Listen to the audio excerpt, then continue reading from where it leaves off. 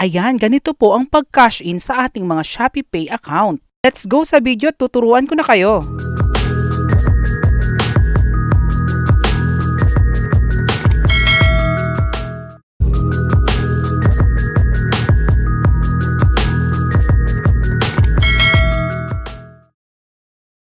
Paano mag-cash in sa ating ShopeePay account from Gcash? Buksan na po natin ang ating mga cellphone at hanapin natin ang ating Shopee application.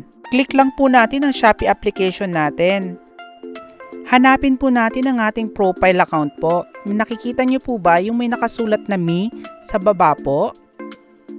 Ayan po, tinuturo ng arrow. Click po natin yan. Ayan, pagpasensyahan nyo na po at loading po at mahina ating wifi. Ayan po ang ating account. Hahanapin po natin ngayon ang ating ShopeePay. Nasa gitna lang po ito. Hanapin lang po natin at makikita po natin, basahin po natin ShopeePay. Ayan, tinuro ng arrow. Click po natin yan. Wait lang po natin hanggang mag-open ito. Ayan, lumabas na po ang ating ShopeePay account. Ngayon naman po, hahanapin natin yung may nakasulat na top up. Ayan po, tinuturo ng arrow. Click po natin yan. Pagbukas po nito, ito po yung lalabas, yung mga amount po kung magkano yung ating ika-cash in sa ating ShopeePay account. Doon po sa may peso sign po, yung tinuturo ng arrow, doon po natin isusulat kung magkano po ang ating ilalagay. Ayan, 1,840 po kasi yung ilalagay ko. Make sure lang po natin kung magkano po yung ilalagay po natin ha. Ayan po. Yung pay now po, i-click lang po natin. Magdo-double lang po kasi yan. So, bababa po ulit yan. Ayan. So, ayan po. Yung pay now po, i-click po natin ulit yan. Nakikita po ba natin yung confirm? Huwag po muna nating i-click ito dahil pipili muna po tayo kung anong payment method yung gagamitin natin. So, hanapin natin yung Gcash po. Ayan, nasa payment center, e-wallet po siya. Ayan, nakita po natin Gcash, click po natin and then click natin yung confirm. And double check po natin yung amount at ang payment method natin, then click the pay now. Then after po nyan, magbubukas po ulit po yan.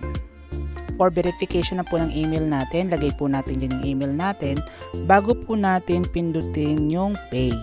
So click po natin yan.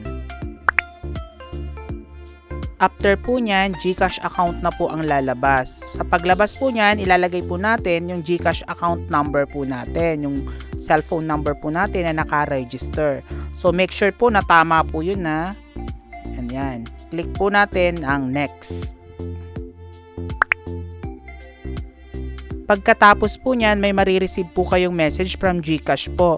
Magpapadala po sila ng 6-digit authentication code po. So, dapat nalagay po natin yan dyan. And i-type po natin kung ano po yung na-receive natin na authentication code po. Para makapasok po tayo sa Gcash po. Okay po ba?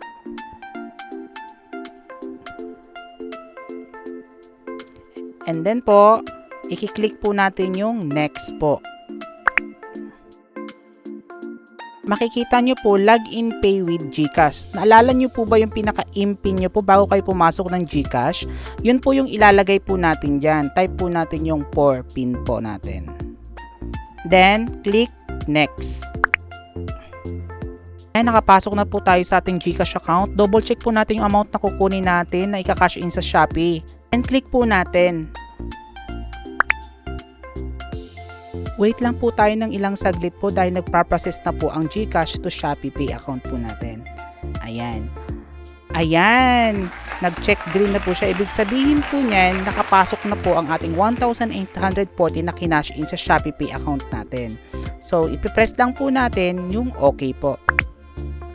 Makikita nyo po dun sa pinakataas po, yung pinaka-balance ko po is 1,890 na po.